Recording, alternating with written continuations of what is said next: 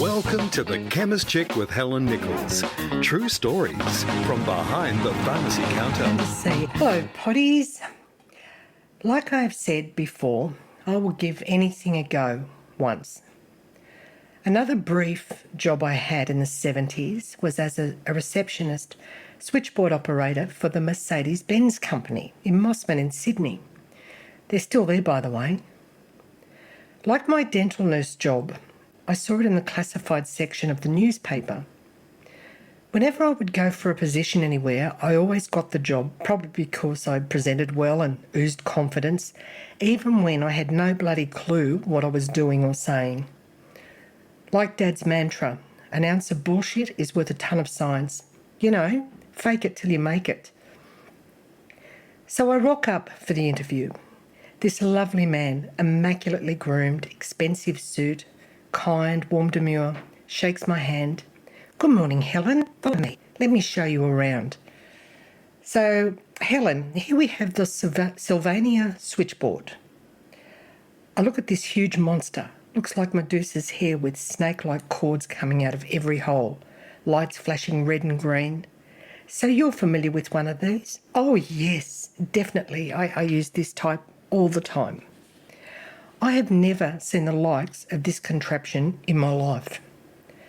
I was also always so focused on getting the job done that the details like not having a clue what to do would sort itself out down the track.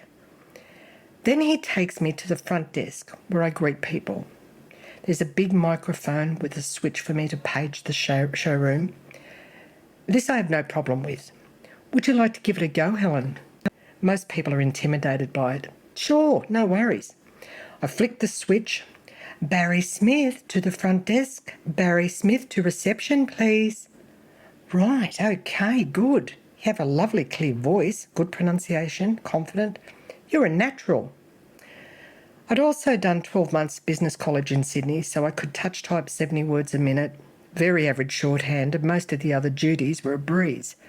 But Medusa, Mr. Lovely said, "You've got the job. Can you start Monday, 9 a.m? Wonderful, yes, thank you. He then takes me into another office through a group of girls in a typing pool. We sit down to talk about terms, conditions, wages, etc. Then he says to me with great excitement in his voice, "If you stay at Mercedes for 10 years, our employees can purchase a Merc on a payment plan at a very low cost. What a great incentive to stay at an awesome company like this and be so rewarded for your loyalty." After all the dotting the I's and crossing the T's, he escorts me back to the front through the typing pool. As I'm passing the desks, someone calls out, "Hey, Helen." I turn to see an old Chemist Chick friend of mine. "Hey, hello, how you going?" "I'm good, Helza. I finish here today at 5. Do you want to meet me at the Oaks Hotel for Friday night drinks?" "Yeah, awesome. See you there." Now, the Oaks is an iconic pub on Military Road, Neutral Bay. Many a wild night had there, and the days again of the best music. It's also still there. Do yourselves a favour, drop in for a cold one. It's a great pub. Anyway, I'm off track. So, my friend Sue rocks up. We hug and laugh and catch up on the goss. Then I tell Sue, "Hey, I got the job today."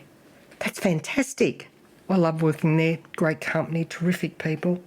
Yeah, that's great. One problemo, Susie."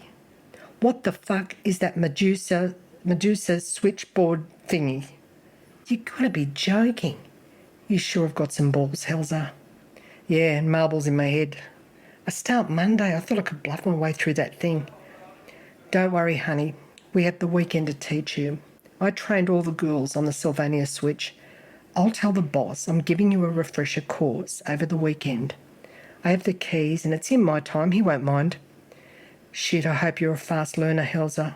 We have 2 days." "Fuck, yeah, me too." Well, I did pick it up pretty quick. I cut off a few people, but hey, nobody died, right? Sue saved my ass big time. A few years later, I got her a job she really wanted in a large cosmetic company on my recommendation. It's not what you know, but who you know, hey? And she actually knew what she was doing. Great girl and fond memories. You're listening to The Chemist Chick with Helen Nichols.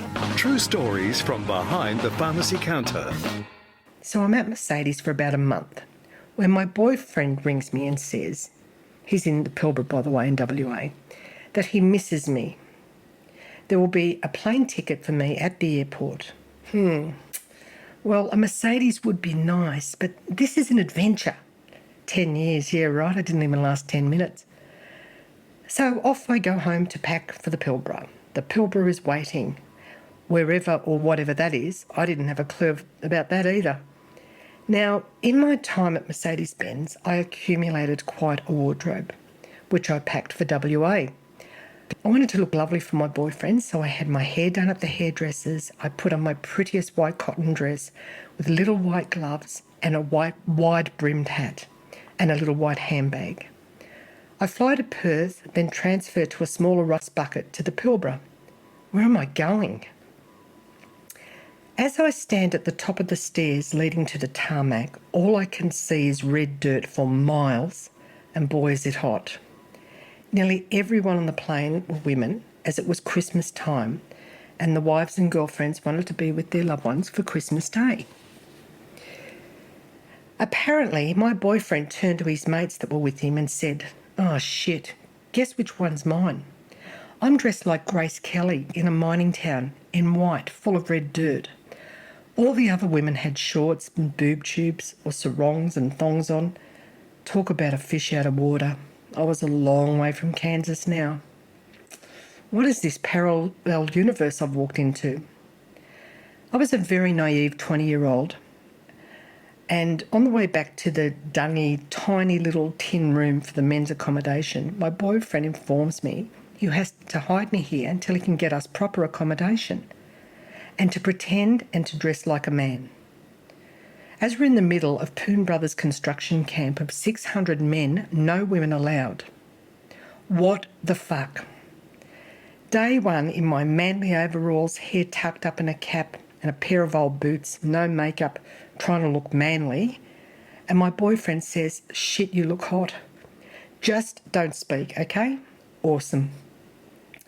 Luckily, I only had to put up with this for a couple of days before we got a flat in town.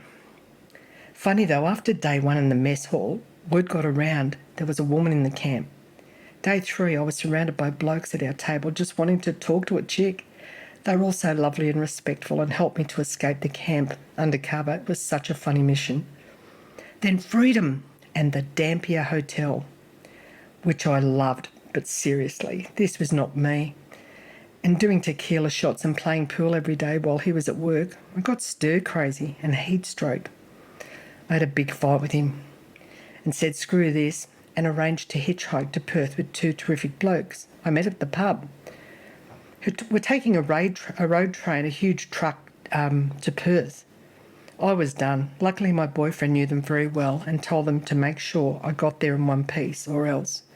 And he was a guy that you wouldn't want to mess with. So off on my next adventure, Perth. Bye-bye, my potties. Keep on trucking. The Chemist Chick with Helen Nichols. True stories from behind the pharmacy counter.